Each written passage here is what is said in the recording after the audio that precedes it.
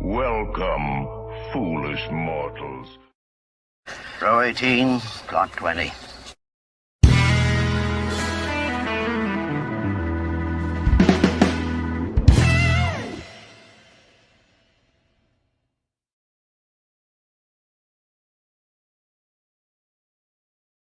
Hey everybody, welcome to Now It's Dark. I'm Jim, and today is Dollar Tree Theater, episode 5, I think. I watched the Shudder original Belzebuth. I always want to say that wrong. This is a 2017 film. It also had a 2019 release, but it is a 2017 film. It is a Spanish-English film, so a large portion of the movie has subtitles. If you are not doing something else while you're watching it, it doesn't take away from the movie. If you're trying to do like work at home and have this playing, if you don't understand Spanish, then you may lose some things in it. Tobin Bell. I'm a Tobin Bell fan, but unfortunately for me, like sometimes I have a hard time watching an actor that I see a lot in a franchise like Saw, and then I try to watch him, for instance, in another film like this. It's hard to separate, especially with Tobin Bell, because he has a very iconic voice. So the stars Tobin Bell, Joaquín Cosío, I hope I pronounced that right, and Tate Ellington. And those are the three main characters. The IMDb description is: after a personal tragedy, a police detective investigates a school massacre committed by a student and another massacre. Are the three tragedies linked? So in the first 30 minutes, there's the three massacres that mentions. Like, that happens all in the first 30 minutes of the film. And I don't want to give away a lot of the movie, but when these massacres are happening, think that Star Wars movie where Anakin slices and dices all of the Padawans, all the kids. So all of those massacres are not of adults. The back of the slipcover description: Special Agent Emmanuel Ritter leads a police investigation into a series of shocking deaths, but after a priest from the Vatican finds a link between the murders and an ancient demon, a descent into horror ensues. Starring Tobin Bell from the Saw franchise and Joaquín Cosío from The Strain, Belzebuth is a dark, terrifying new tale of demonic possession. And Bloody Disgusting describes this as one of the most imaginative possession films in recent memory, if not of all time. So that's a glowing review.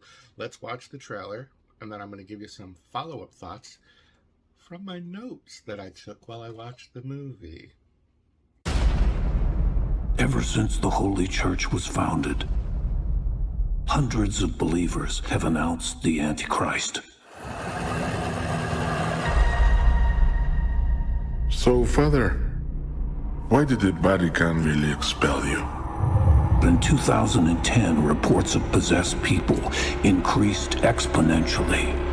The Pope himself came to us and asked us to look into cases backed up by priests with experience in exorcisms, demonology.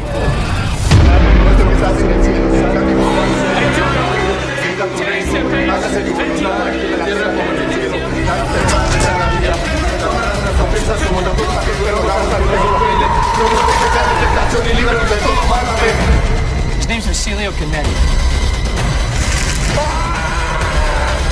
He has experienced evil in its deepest, darkest form.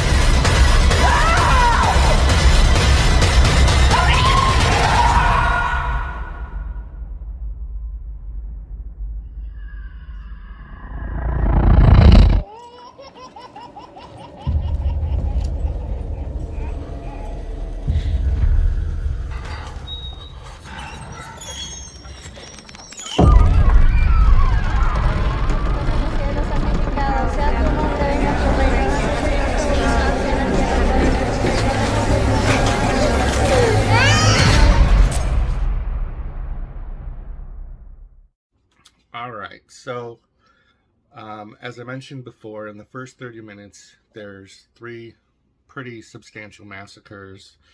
Tobin Bell plays the priest from the Vatican. Again, really hard to buy into that part for me, but he plays it fine. The real main character is the Agent Emmanuel Ritter. He's the Mexican police officer played by Joaquín Cosío. Great job. Does a really great job. He has a partner. They have good chemistry. But I like him, and it's good. The movie gets a bonus point for a scene where he's walking through the downtown nighttime district, and there's a scene with a one-legged prostitute, and for some reason I got a little chuckle out of that. It has nothing to do with the movie. It's just, he just happens to walk by, but I saw her, and I just thought that was funny enough to make mention of some other parts of this movie that kind of create like that different imaginative possession film. Is that there's a scene with tarot cards, and I coincidentally happen to be wearing my Devil Tarot card t-shirt today when I watched it, and that was a prominent part of that tarot card scene, and I thought that was kind of neat. The actor Tate Ellington plays an American investigator from paranormal forensics, so it's like I don't know, they're saying that there's like a paranormal division of the police department. The movie stays pretty fast paced.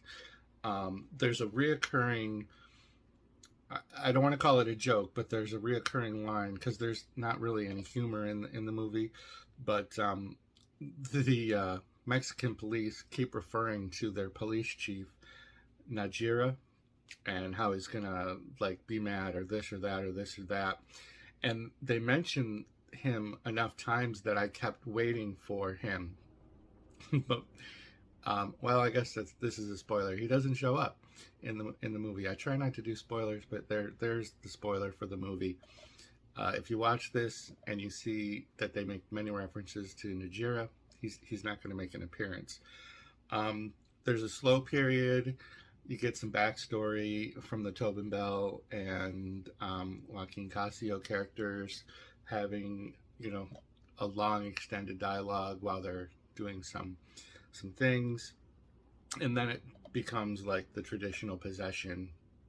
One of the main characters becomes possessed. Then there's the possession, and then the exorcism, and then the standard closing for a possession exorcism type movie. So I know that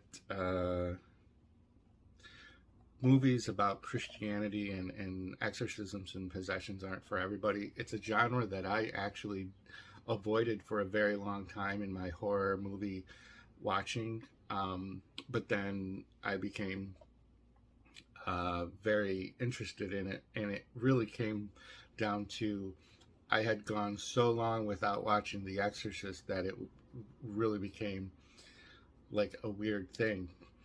Like I probably was in my 40s by the time I finally watched The Exorcist, and then I just fell in love with it, and then I tried to consume as much possession and exorcism type movies as I could after that, and now it's a big part of my collection and my genre viewing. I watch a lot of possession movies. There's a lot of the standard stuff for a possession and exorcism movie toward the end, but that's kind of unavoidable because that's how they go. It's a good movie. It's rated a 6 out of 10 on IMDb, and that's probably the highest rated movie I've reviewed on the Dollar Tree Theater. So yeah, there you go. Give it a look. It's a Shudder exclusive, so if you have Shudder, you can just watch it right on Shudder. Otherwise, you could try to hunt this down at the Dollar Tree, and yeah. Let me know what you think of the movie down below. Also in the description is a list of other channels that do Dollar Tree Theater, which is a deep dive into movies we've picked up from the Dollar Tree or wherever that we get them for like $1.25 or less. Hope you enjoyed it. Thank you very much. Have a great day. I would like to thank all the little people who work so hard to make this picture a success. I would like to thank them, but I really can't because I did it all myself.